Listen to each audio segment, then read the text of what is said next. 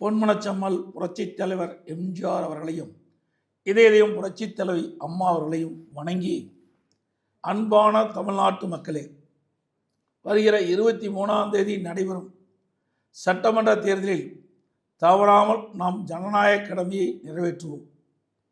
இது தமிழ்நாட்டை காப்பாற்றுவதற்கான இறுதி யுத்தம்.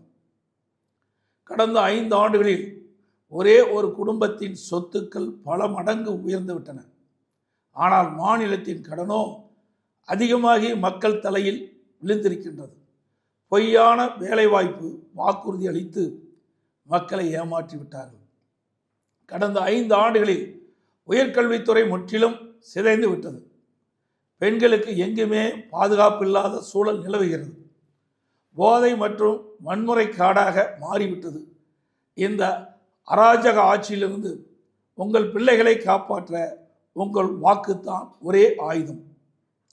ஒரு குடும்பம் மற்றும் அராஜக ஆட்சிக்கு முற்றுப்புள்ளி வைத்து மக்கள் நலன் காக்கும் குற்றமற்ற சிறப்பான பாதுகாப்பான தமிழ்நாட்டை அனைத்து இந்திய அண்ணா திராவிட முன்னேற்றங்களால் மட்டும் தர முடியும்.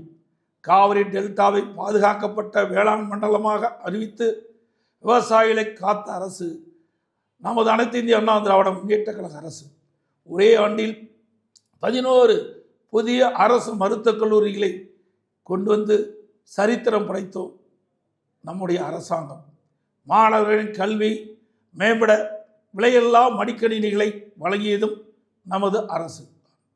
அம்மா உணவகம் மற்றும் அம்மா மினிக்கிளினிக் ஆகியவற்றை ஏழைகளுக்காக அமைத்து கொடுத்தோம்.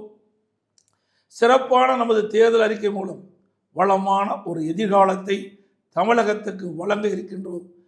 அது மூலம் தமிழ்நாடு இன்னும் முன்னேற்ற பாதையில் செல்லும்.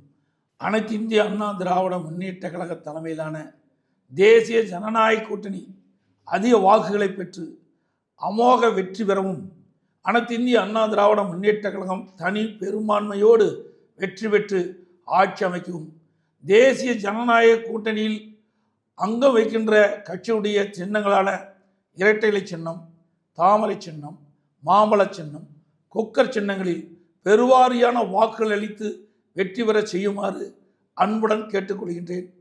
நன்றி, வணக்கம்.